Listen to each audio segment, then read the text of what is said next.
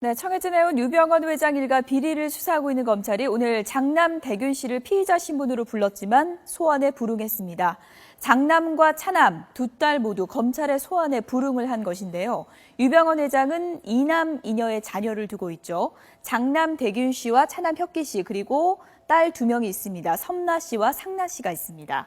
유 회장은 자신의 이름은 숨기고 이 네 자녀를 전면에 내세우는 이른바 자녀 경영, 친족 경영을 한 것으로 밝혀지고 있습니다. 먼저 장남 대균 씨를 볼까요? 네, 대균 씨는 핵심 계열사들의 대주주이면서 세모그룹에서 매달 1,000만 원씩 받은 정황이 포착이 됐습니다. 검찰이 가장 주목하는 인물은 유혁기 차남이죠.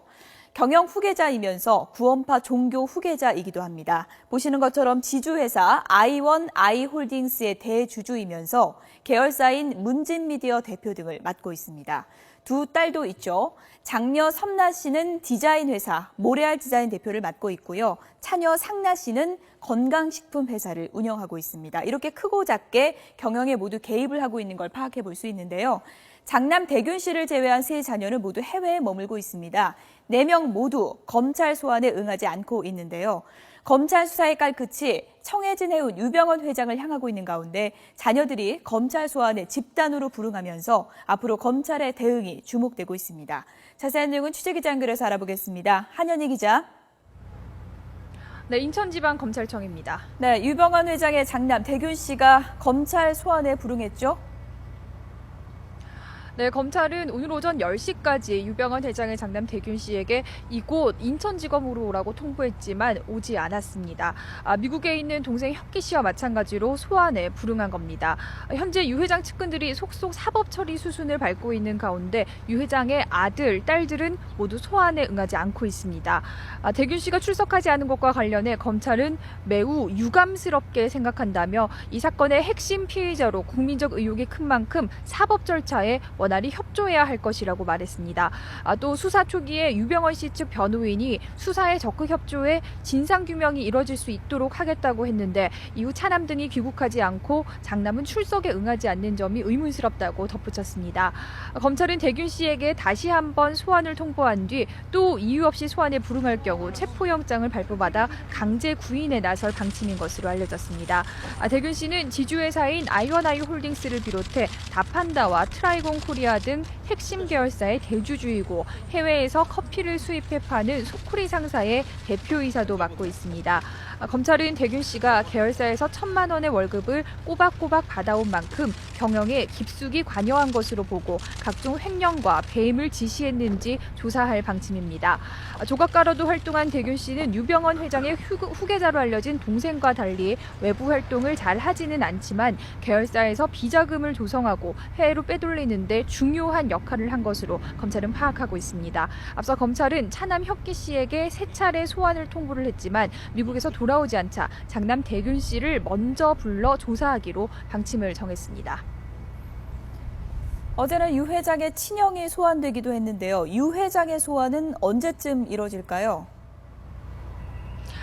네, 오늘 장남 대균 씨가 소환에 불응하면서 유 회장의 소환 시점이 다소 늦춰지는 것이 아니냐는 관측이 나오고 있습니다. 하지만 지금까지 검찰에 구속되거나 구속영장이 청구된 유병헌 회장의 측근은 모두 8명이고 어제는 유 회장의 친형도 소환됐습니다. 어제 소환된 유 회장의 친형 병일 씨는 오후 3시부터 자정까지 9시간가량 조사를 받았습니다. 검찰은 유 씨에 대해 사전 구속영장 청구를 검토하고 있습니다. 검찰은 또 지난 주말에 불러 조사했던 탤런트 전향자 씨도 다시 소환할 계획입니다. 지난번에는 참고인 신분이었지만 다음 조사 때는 피의자 신분으로 부르는 방안도 검토하고 있습니다. 이렇게 측근들에 대한 수사가 빠른 속도로 진행되고 있기 때문에 유병헌 회장 소환 시점도 그리 머지 않은 것으로 분석됩니다. 만약 빠른 시일 내에 장남 대균 씨를 소환하면 이르면 이번 주 안에도 유병헌 회장을 직접 소환할 가능성이 있는 것으로 보입니다.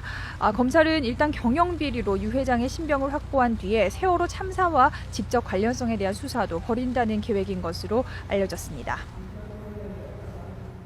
네, 인천지검에서는 지금 해운 비리에 대해서도 수사를 하고 있는데요. 어떻게 진행되고 있습니까?